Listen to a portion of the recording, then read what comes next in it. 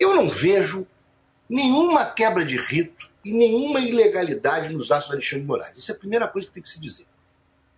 E nem nenhum problema no áudio que foi exposto. É preciso compreender que a democracia brasileira foi barbaramente atacada. E o ministro que defendeu a democracia mais de frente e garantiu as eleições foi o ministro Alexandre de Moraes. E nós estávamos diante, e estamos ainda, de uma realidade completamente diferente.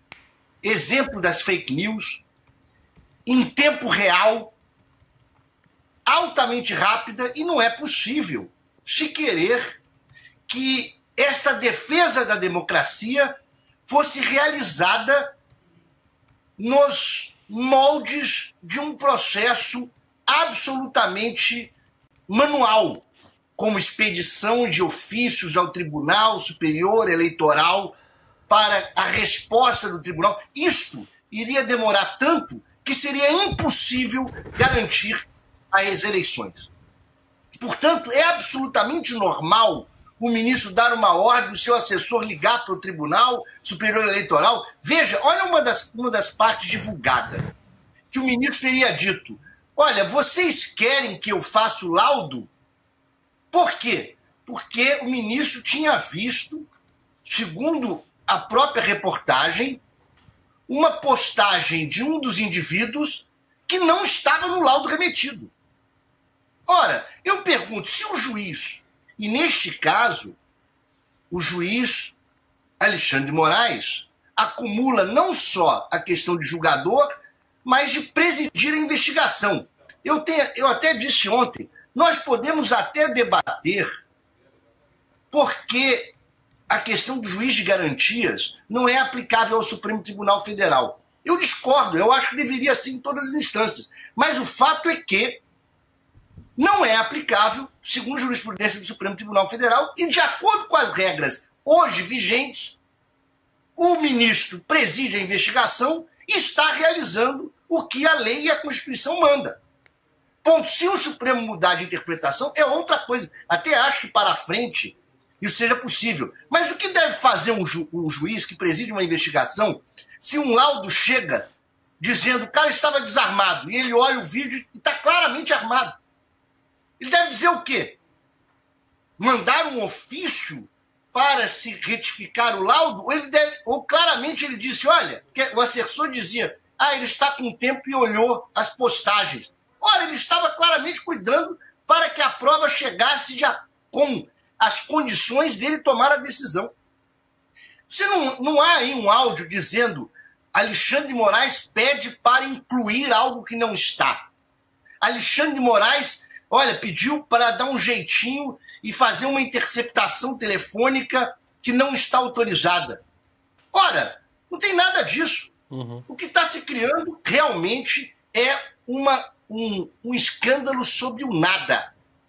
E eu posso dizer, de cadeira, talvez, com legitimidade, porque participei da Lava Jato, escrevi um livro sobre o assunto, tá para cá, ó, um livro sobre o assunto, né? E queria falar um pouco sobre a questão do Glenn, se me permite. Uhum, claro. O Glenn escreveu um livro,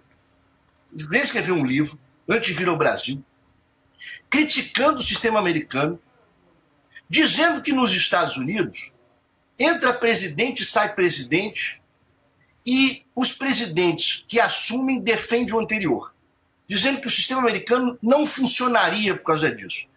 Falando dos escândalos e como o republicano entra e democrata entra e um responde o outro. Como se isso fosse o problema de não funcionar o sistema. Uma das críticas que eu faço no meu livro é isso. Digo o seguinte, os Estados Unidos vendeu para o mundo a ideia de que nós deveríamos prender os nossos ex-presidentes, a América Latina inteira. Nós fizemos isso e destruímos praticamente o nosso sistema político. O que o Glenn diz que não funciona nos Estados Unidos é exatamente o que funciona. Porque, veja, quando o Barack Obama teve o problema exatamente decorrente do escândalo que o Glenn trouxe em relação ao Snowden, que os Estados Unidos estavam interceptando não só o mundo inteiro, mas todos os americanos, o que o Congresso americano fez imediatamente? Deu anistia às empresas. Imediatamente. Protegeu as empresas americanas. Então os Estados Unidos exportou para o mundo um projeto que ele não assume e defende as suas empresas e o seu sistema político.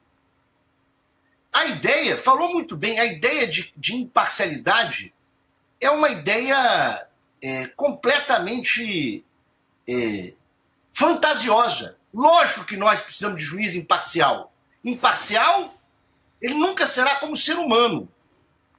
Mas um juiz que tente ser imparcial e, por isso, regras que levem a isto. Agora, ser imparcial não é de maneira nenhuma permitir com que um ataque à democracia seja realizado.